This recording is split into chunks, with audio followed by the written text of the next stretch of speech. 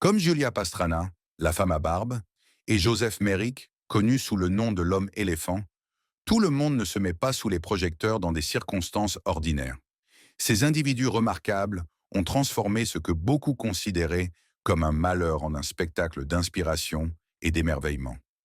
À leur côté, Chang et Eng Bunker, les premiers jumeaux siamois, et Frank Lentini, l'extraordinaire homme à trois jambes, ont exposé leurs caractéristiques uniques sur la scène du cirque. Aujourd'hui, nous faisons un pas en arrière pour explorer leurs histoires et découvrir la vie de 10 monstres de cirque qui ont réellement existé.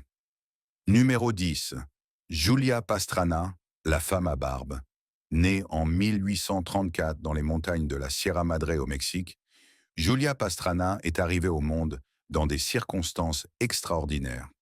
Elle était atteinte de deux conditions génétiques rares, l'hypertrichose terminale et l'hyperplasie gingivale.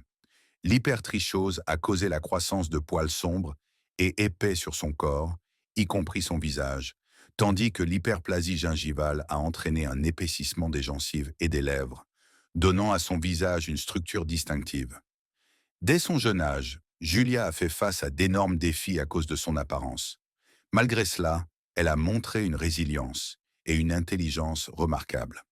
Elle a appris à parler plusieurs langues et à développer de nombreux talents, y compris le chant et la danse.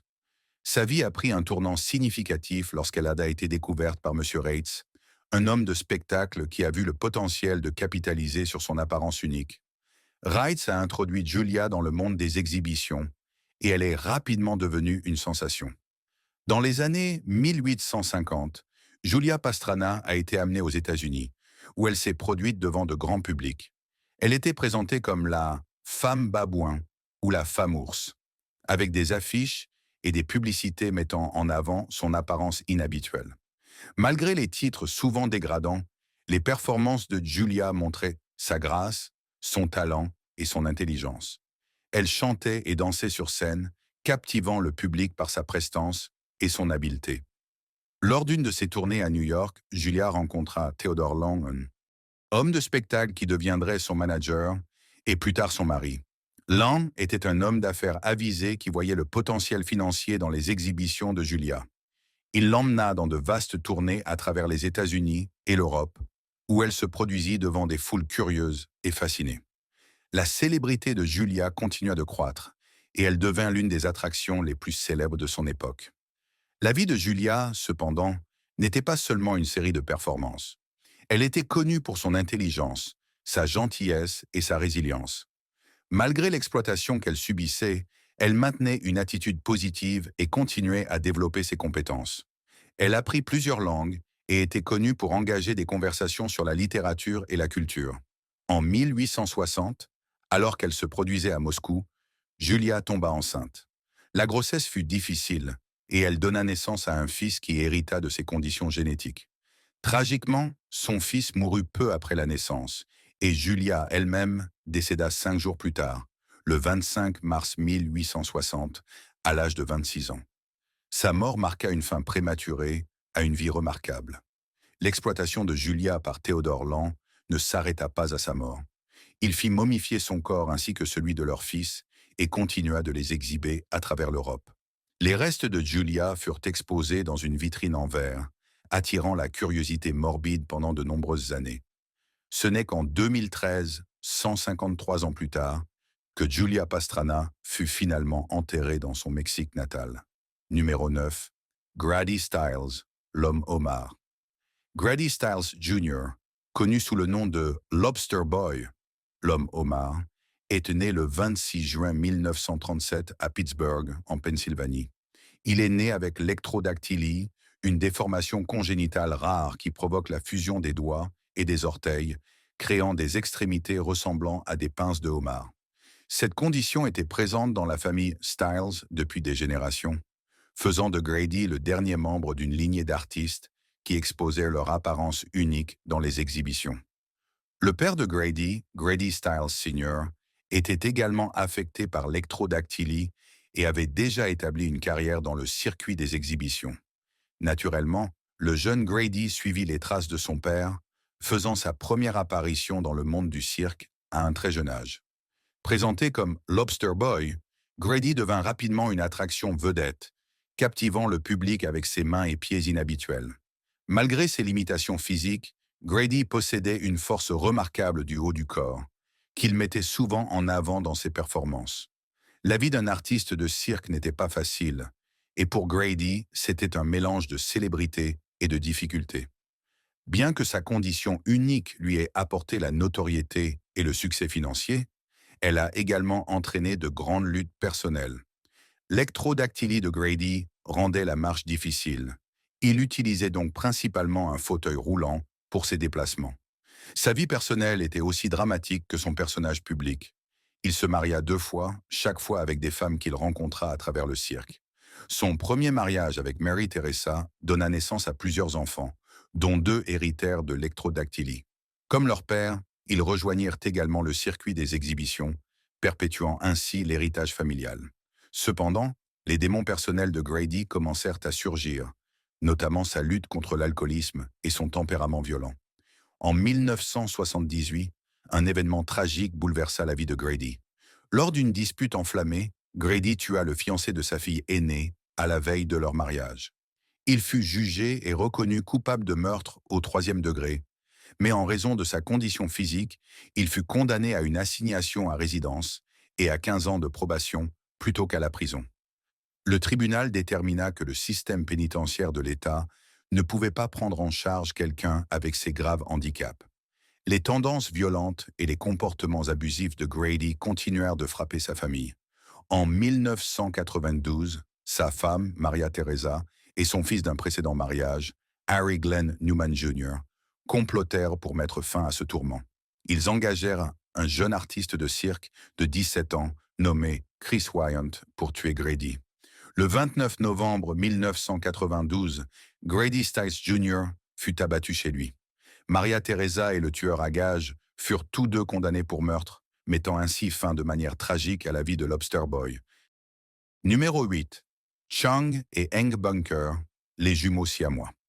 Dans un petit village de pêcheurs en Siam, aujourd'hui la Thaïlande, le 11 mai 1811, 2 garçons sont nés et deviendront des figures légendaires dans l'histoire médicale et la culture populaire.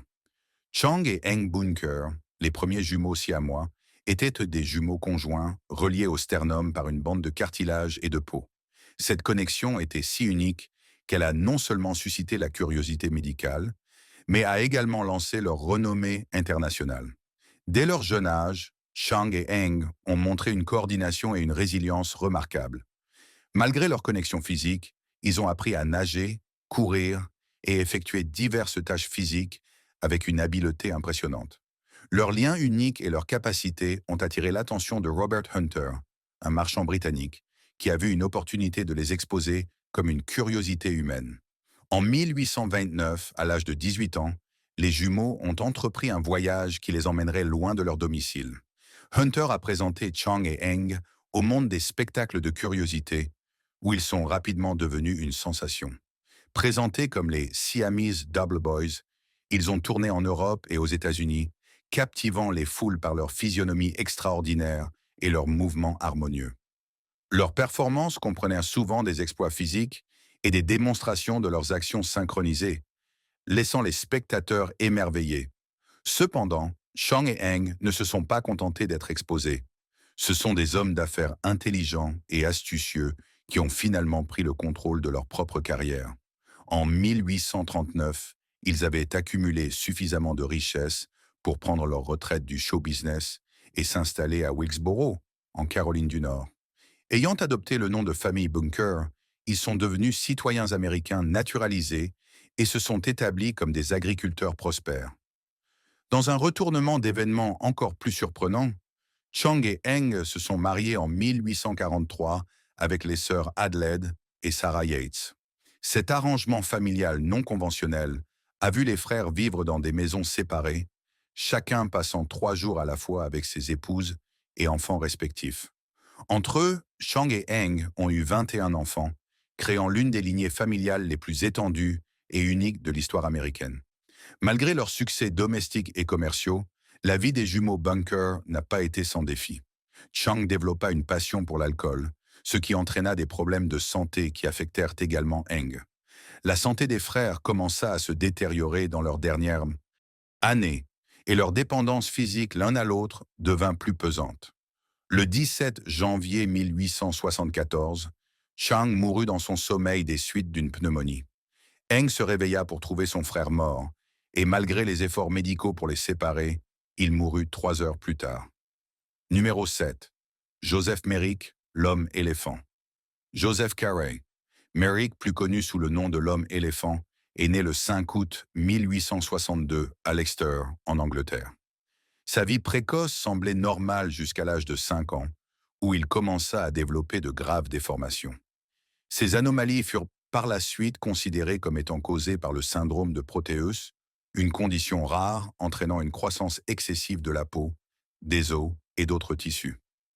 La mère de Merrick, Mary Jane, lui prodigua un amour et un soutien inconditionnels. Cependant, sa mort, alors que Merrick n'avait que 11 ans, marqua un tournant tragique dans sa vie. Son père se remaria et la belle-mère de Merrick le traita cruellement.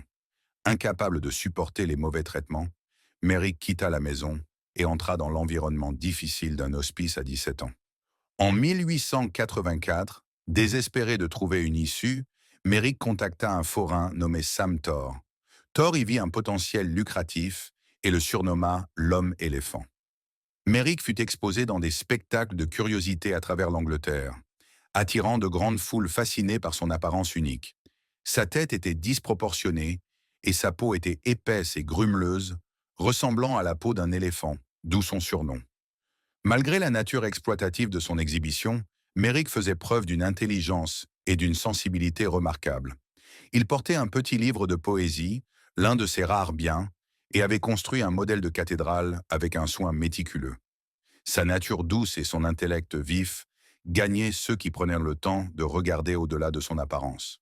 En 1886, la vie de Merrick prit un tournant décisif lorsqu'il rencontra le docteur Frédéric Treves, un chirurgien à l'hôpital de Londres.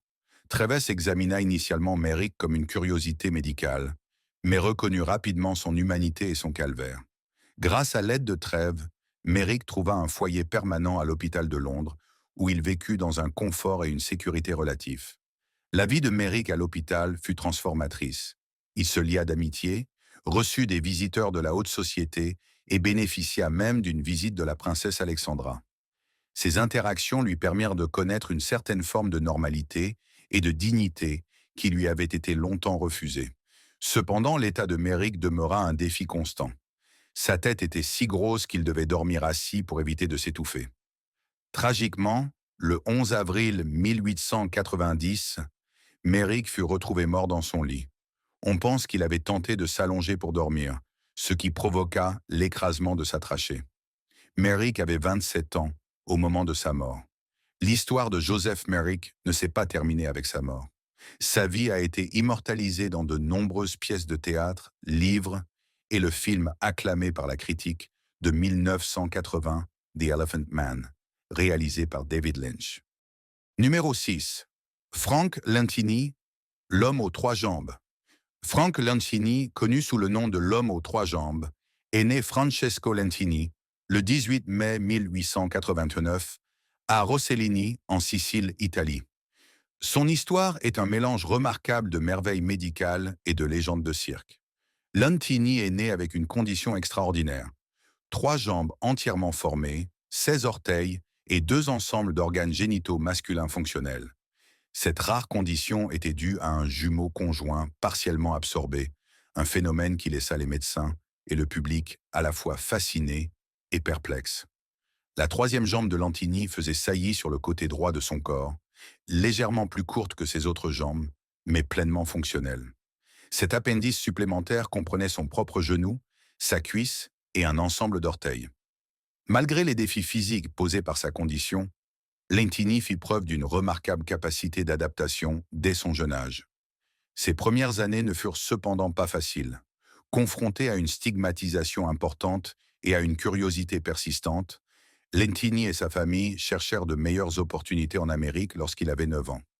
Aux États-Unis, la physique unique de Lentini attira l'attention de l'homme de spectacle Giuseppe Magnano, qui y vit un potentiel pour faire de Lentini une star du monde des attractions et des cirques. Acceptant sa condition, Lentini rejoignit le circuit du cirque et commença à se produire sous des titres tels que Le garçon aux trois jambes et Le grand Lentini. Ces numéros comprenaient des exploits mettant en valeur sa troisième jambe, comme donner des coups de pied dans un ballon de football, sauter à la corde et même faire du roller. Les performances de Lentini mettaient en avant sa capacité à intégrer sa troisième jambe dans diverses activités, démontrant ainsi son exceptionnelle coordination et son équilibre. Ce talent unique fit de lui un artiste exceptionnel à une époque où le cirque était une forme de divertissement populaire. Au début du XXe siècle, Lentini était devenu une figure célèbre des attractions américaines. Il se produisit avec de grands cirques, dont Ringling Bros et Barnum and Bailey, et devint une figure incontournable à Coney Island, l'un des parcs d'attractions les plus célèbres de l'époque. Son succès dans le monde du cirque lui apporta une stabilité financière et lui permettait de soutenir sa famille, un accomplissement notable au regard de ses débuts modestes. Lentini était connu non seulement pour ses capacités physiques, mais aussi pour sa personnalité engageante. Il était souvent décrit comme intelligent, bienveillant et charismatique. Ses interactions avec le public et les médias reflétaient un homme à l'aise dans sa peau qui acceptait sa singularité. Lentini devint citoyen américain en 1912 et continua à se produire dans divers lieux, y compris les célèbres attractions de Coney Island. Dans sa vie personnelle, Lentini défia les pronostics. Il épousa Teresa Murray et ensemble, ils eurent 4 enfants en bonne santé. Cela était particulièrement remarquable étant donné le scepticisme initial de la communauté médicale quant à sa capacité à mener une vie normale. La carrière de Frank Lentini s'étendit sur plus de 40 ans, période durant laquelle il devint une icône du monde des attractions et un symbole de la persévérance humaine. Il décéda le 22 septembre 1966, à l'âge de 77 ans, laissant derrière lui un héritage qui continue de fasciner et d'inspirer. Avant de poursuivre, voici le choix du jour des abonnés. Jetez un coup d'œil fascinant sur les vies contrastées de 2 des plus captivants artistes de cirque de l'histoire. À gauche, nous avons Myrtle Corbin, connue sous le nom de la femme aux 4 jambes. Née avec une condition rare qui lui donna 2 pelvis séparés et 4 jambes fonctionnelles, Myrtle devint une sensation dans le circuit des attractions à la fin du 19e siècle. À droite, découvrez Robert Huddleston, souvent appelé le Pony Boy. Huddleston était célèbre pour sa condition qui faisait que ses jambes se courbaient sous lui, ressemblant aux jambes d'un animal à 4 pattes. Ces individus extraordinaires ont non seulement défié les normes des conditions physiques humaines, mais ont également prospéré dans leur unicité, captivant le public du monde entier. Quelles leçons pouvons-nous tirer aujourd'hui des expériences de Myrtle et Robert? Leur héritage influence-t-il la manière dont nous percevons les différences physiques dans la société moderne? Partagez vos réflexions dans la section des commentaires ci-dessous. Numéro 5. Charles Stratton, le général Tom Thumb. Charles Sherwood Stratton, mieux connu sous le nom de Général Tom Thumb, est né le 4 janvier 1838 à Bridgeport, dans le Connecticut. D'une naissance ordinaire est née une vie extraordinaire qui captiverait les cœurs et les imaginations des spectateurs du monde entier. Stratton est né de parents de taille moyenne et, pendant les 6 premiers mois de sa vie, il semblait se développer normalement. Cependant, il devint rapidement évident que sa croissance avait considérablement ralenti. À l'âge de 5 ans, il mesurait seulement 63 cm et pesait seulement 7 kg. En 1842, la vie de Stratton prit un tournant monumental lorsqu'il fut découvert par le célèbre homme de spectacle P.T. Barnum, qui était en réalité un cousin éloigné. Reconnaissant le potentiel d'une attraction unique, Barnum prit rapidement Stratton sous son aile et le transforma en Général Tom Thumb. Le génie marketing de Barnum, associé au talent naturel et au charisme de Stratton, forma une combinaison sensationnelle. À seulement 4 ans, Stratton commença à se produire au musée américain de Barnum à New York. Barnum créa habilement une personnalité pour Stratton, l'habillant de costumes élaborés et lui enseignant à réaliser divers numéros, dont le chant, la danse et l'imitation de figures célèbres comme Napoléon Bonaparte. L'un des aspects les plus attachants des performances de Stratton était son imitation de Cupidon, avec un petit arc et des flèches. Les spectateurs étaient captivé non seulement par sa petite taille, mais aussi par son charisme et sa présence scénique. En 1844, Barnum emmena le général Tom Thumb en tournée en Europe, où il devint mondialement célèbre.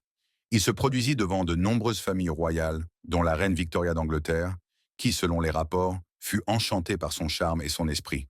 Cette tournée européenne consolida le statut de Stratton en tant que célébrité internationale. Il devint l'un des artistes les plus reconnus du XIXe siècle, connu pour son esprit vif et ses performances captivantes. De retour aux États-Unis, Stratton continua d'attirer des foules massives. Sa renommée ne se limitait pas à la scène. Il devint une icône culturelle, son image apparaissant sur divers produits dérivés, des lithographies aux figurines. En 1863, le mariage du général Tom Thumb avec Lavinia Warren, une autre personne de petite taille et membre de la troupe de Barnum, devint l'un des événements les plus célèbres de l'époque. Le mariage fut un grand événement, auquel assistèrent des milliers de personnes et qui fut largement couvert par les médias. Le président Abraham Lincoln organisa même une réception pour les nouveaux mariés à la Maison-Blanche. Tout au long de sa carrière, Stratton continua à se produire et à tourner de manière intensive. Sa richesse augmenta considérablement, lui permettant de vivre une vie de confort et de luxe. Il investit judicieusement dans l'immobilier et d'autres entreprises, assurant ainsi la sécurité financière pour lui et sa famille.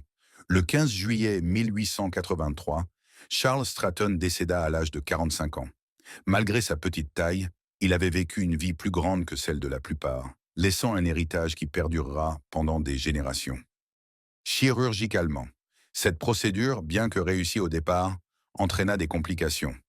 Tragiquement, Mirandego mourut le 26 mai 1948, à l'âge de 38 ans, d'une rupture aortique, une complication du numéro avec l'aiguille. Numéro 4. Fedor Jevtushchev, Jojo l'homme au visage de chien.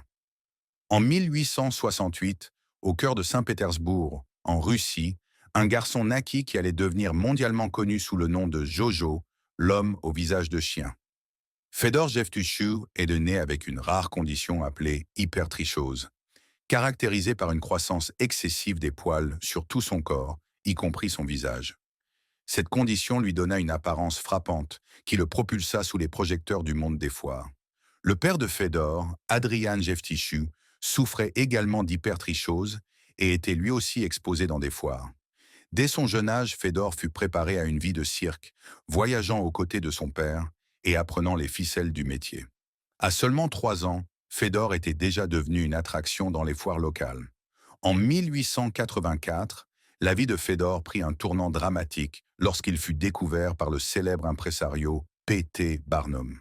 Barnum, toujours à la recherche d'attractions uniques pour son plus grand spectacle du monde, vit un immense potentiel en Fedor. Il fut amené aux États-Unis et rebrandé sous le nom de Jojo, l'homme au visage de chien. Barnum inventa une histoire détaillée pour Fedor, affirmant qu'il avait été trouvé vivant dans une forêt russe, lui conférant un attrait sauvage et mystérieux qui captivait le public. Sous la direction de Barnum, la carrière de Fedor prit son envol. Il devint l'une des attractions les plus populaires du cirque de Barnum, attirant de grandes foules à chaque performance. Habillé de costumes élaborés et souvent accompagné d'accessoires soulignant sa nature sauvage, Fedor aboyait et grognait pendant ses numéros, jouant le rôle que Barnum avait créé pour lui. Malgré la théâtralité, Fedor était connu pour sa gentillesse et son intelligence, capable de parler plusieurs langues, dont le russe, l'allemand et l'anglais. L'apparence unique de Fedor et le mystère entourant ses origines en faisaient un sujet de fascination et d'étude. Les professionnels de la santé et les spectateurs curieux affluaient au cirque pour voir Jojo l'homme au visage de chien en personne. Tout au long de sa carrière, Fedor voyagea beaucoup avec le cirque de Barnum, se produisant aux États-Unis et en Europe. Il devint une figure bien connue dans le circuit des foires, son image apparaissant sur de nombreuses affiches et supports promotionnels. Sa célébrité était telle que même lorsqu'il ne se produisait pas, il était souvent approché par des fans désireux de voir l'homme derrière la légende. Fedor mourut de pneumonie le 30 et un janvier 1904 à Salonique, en Grèce, qui faisait alors partie de l'Empire ottoman. Numéro 3. Miring Dejo, l'homme invulnérable. Né le 18 septembre 1909 dans ce qui était alors la Yougoslavie, Mirin Dejo vint au monde sous le nom d'Arnold Garrett Henskis. Personne ne savait alors qu'il grandirait pour devenir une figure entourée de mystères et de merveilles, renommé sous le nom de l'homme invulnérable. La vie de Dejo le conduirait des rues tranquilles de Rotterdam, aux Pays-Bas, où il déménagea dans sa jeunesse, au projecteur des scènes des foires européennes, captivant le public par des exploits défiant la croyance. Le voyage de Mirin Dejo dans le monde de l'extraordinaire commença dans la trentaine, lorsqu'il commença à démontrer son invulnérabilité. Il affirmait posséder une conscience supérieure qui rendait son corps imperméable aux blessures. Ses performances n'étaient même pas de simples illusions ou des tours, mais impliquaient des numéros réels et souvent dangereux. Dejo permettait que des objets tranchants, y compris des épées et des poignards, traversent son corps sans lui causer de douleur ni de blessures significatives. Ses performances stupéfiaient le public et les professionnels de la santé. En 1947, Dejo déménagea à Zurich, en Suisse, où ses incroyables performances attirèrent l'attention des professionnels de la santé. Cherchant à comprendre ce phénomène, des médecins de l'hôpital cantonal de Zurich examinèrent Dejo et supervisèrent même certaines de ses performances. Sous supervision médicale, il se fit transpercer par un rapier à travers l'abdomen sans que ses organes internes ne subissent de dommages apparents. Des radiographies confirmèrent que les épées et autres objets traversaient son corps sans causer de dégâts, déconcertant la communauté médicale. Les performances de Dejo étaient plus que de simples exploits physiques, elles étaient des expériences profondément spirituelles pour lui. Il croyait que son invulnérabilité était un don, démontrant le pouvoir de l'esprit sur le corps, et cherchait à transmettre un message de paix et de potentiel de la conscience humaine. Malgré cette apparente invulnérabilité, les numéros de Dejo n'étaient pas sans risque. Le 11 mai 1948, il réalisa un numéro particulièrement dangereux, avalant une aiguille en acier qu'il fallut ensuite retirer. Numéro 2. Jack Earl, le géant du Texas. Jack Earl, connu sous le nom du géant du Texas, est né Jacob Ruben Ehrlich le 3 juillet 1906 à Denver, Colorado. Sa famille déménagea plus tard à El Paso, au Texas, où le voyage extraordinaire de Jack commença. Contrairement à de nombreux géants, l'enfance de Jack fut relativement normale. Ce n'est qu'à l'âge de 7 ans que sa croissance inhabituelle commença à se manifester. À l'âge de 10 ans, Jack mesurait déjà 6 pieds. Sa croissance rapide et incontrôlable se poursuivit pendant son adolescence, atteignant finalement une hauteur de 7 pieds, 6 pouces. Cette croissance remarquable était due à l'acromégalie, une condition causée par une surproduction d'hormones de croissance, entraînant l'agrandissement des os et des tissus. La stature imposante de Jack lui apporta à la fois des opportunités et des défis. Il se lança initialement dans une carrière dans les films muets, où sa taille lui conférait une présence unique à l'écran. Cependant, ce fut son entrée dans le monde du cirque et des spectacles de curiosité qui définira véritablement sa carrière. Au début des années 1930, Jack fut découvert par les Ringling Bros du cirque Barnum et Bailey, où il devint rapidement une attraction vedette. Sous le nom du géant du Texas, Jack Earl captivait le public à travers les États-Unis. Sa hauteur impressionnante et son tempérament doux en faisaient un favori parmi les spectateurs de cirque. Malgré sa stature imposante, Jack était connu pour sa personnalité aimable et affable. Il interagissait souvent avec les fans, posant pour des photographies et signant des autographes. Le rôle de Jack dans le cirque allait au-delà de l'exposition. Il exécutait divers numéros, notamment des acrobaties d'équilibre et des routines comiques. Ses performances étaient un point fort du cirque, attirant de grandes foules impatientes de voir le géant du Texas en action. En plus de sa carrière au cirque, Jack Earl était un artiste et un écrivain talentueux. Il peignait souvent et écrivait de la poésie, utilisant ses talents artistiques pour s'exprimer et se connecter avec les autres. La vie de Jack ne fut pas sans difficulté. La contrainte physique de sa condition entraîna de nombreux problèmes de santé, notamment des douleurs articulaires et des difficultés de mobilité. L'héritage de Jack Earl va au-delà de son passage au cirque. Il devint un défenseur de la compréhension et de la compassion envers ceux qui ont des conditions physiques uniques. Jack Earl est décédé le 18 juillet 1952, à l'âge de 46 ans. Numéro 1. Verley, l'homme à la peau élastique. Dans le monde des spectacles de curiosités humaines, peu de figures sont aussi fascinantes que Félix Verlet, connu sous le nom de l'homme à la peau élastique. Né en 1858 dans le Wisconsin, aux États-Unis, Félix Verlet était destiné à devenir une légende dans le monde du cirque et des spectacles de curiosité grâce à l'élasticité extraordinaire de sa peau. Félix Verlet est né avec une condition rare, connue sous le nom du syndrome d'Ehlers-Danlos, un trouble du tissu conjonctif qui affecte la peau, les articulations et les parois des vaisseaux sanguins. Cette condition conférait à Félix une peau incroyablement élastique, qu'il pouvait étirer à des longueurs incroyables. Bien que le syndrome d'Ehlers-Danlos puisse causer divers problèmes de santé, Félix utilisa sa condition unique pour se forger une carrière remarquable dans l'industrie des spectacles de curiosité. L'entrée de Verle dans le monde des spectacles de curiosité commença à la fin du 19e siècle, lorsqu'il fut découvert par un chasseur de talent qui aperçut le potentiel de son incroyable capacité. Il rejoignit les rangs des artistes de curiosité et gagna rapidement une renommée pour ses numéros remarquables.